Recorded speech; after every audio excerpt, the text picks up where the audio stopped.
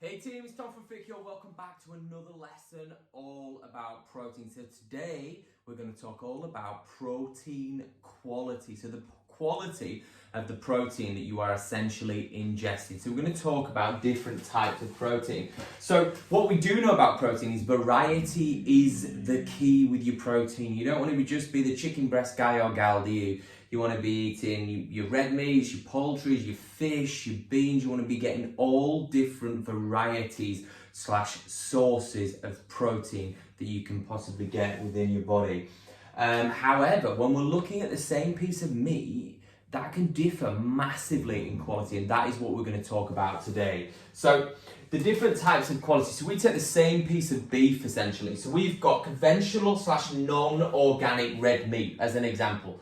So what this basically follows is the conventional practice is standard agricultural practice. That means it can, not necessarily does, but can include things like pesticides, synthetic fertilizers, antibiotics, hormones, and also what's called monocropping, which is basically like confined spaces for them to consume their food in tiny little booths as well. So that's your conventional standard stuff that you would pick up in a supermarket. So if it hasn't got a label on it saying things like grass-fed or whatever, chances are it's a conventional agricultural processed meat that could contain antibiotics and hormones, yeah? So we've got organic. So what is organic? Organic is something that is spoken about a lot. A lot of people talk about organic, I need organic food.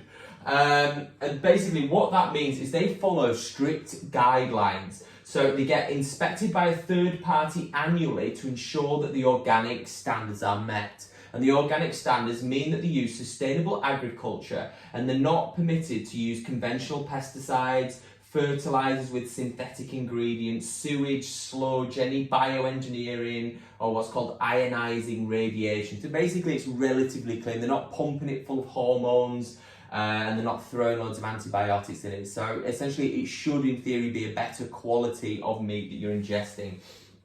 Pastured is another type. So this implies that it was raised outdoors on the pasture basically. However, so pastured, this name that's thrown around, it's not regulated, it's not certified, so there's no way to ensure that it's accurate. So unlike your organic sources of protein, which basically have somebody check it annually, a third party check, the word pastured, there's no sort of checking going on at all with regard to that. So you could call your meat pastured and there's nobody kind of regulating that. Grass-fed. So what grass-fed basically means is all livestock production must be pasture, grass-fed or forage-based. In other words, they need to be wandering around the land searching for their own food. So no grain or grain byproducts must be given. So they must have continuous access to pasture, to hunt and forest and eat normally like they would in their normal habitat. Livestock must be on the range, pasture / paddocks for their entire lives. They can't kind of live in a little phone booth for 2 years and then rock up and then get eaten by you a year later. They must have spent their entire lifespan eating in this foraging type way. And at least 75% of the forage / ground needs to be foraging land. So they could have a little space of 25% or whatever, which isn't entirely woods or wherever their natural habitat is, but 75% of it must be of their sort of natural habitat for them to hunt and forest and do whatever, forage rather, in whatever way they do.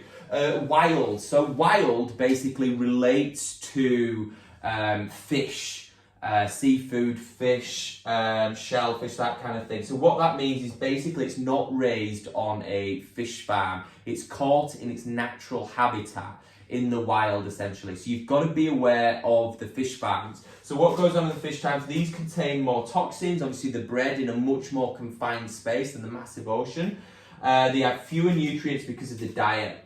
And the big one to watch for, if I can give you one bit of advice, is your salmon. Make sure your salmon is wild or wild caught salmon. Don't go for any salmon that's not like that. It could be high in toxins and things like that. Well, your body won't like that. It can affect you in many, many different ways. So try and get your protein as best you can from its natural source, caught within its natural habitat to basically optimize the nutrients and everything else that goes with it and optimize your own function. And the last one we're going to look at is cage-free. So cage-free is something that's thrown around a lot. So you've got free range and cage-free. So watch out for the words cage-free. So basically that means egg-laying hens it relates to basically. And cage-free means no cages. But with regard to the words cage-free, it almost always means that they live inside barns and warehouses. So in that environment, in the cage-free, they are allowed to cut the beaks, which is bloody horrendous.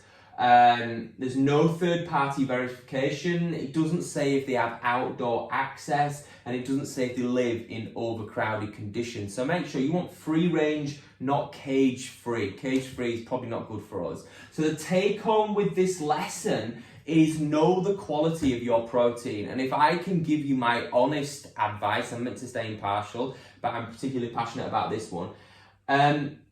Eat less protein, but buy quality protein. Don't buy 5 kilograms of conventionally farmed chicken breast.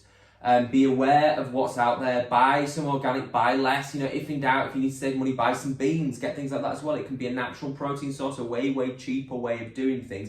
Buy less, but buy quality.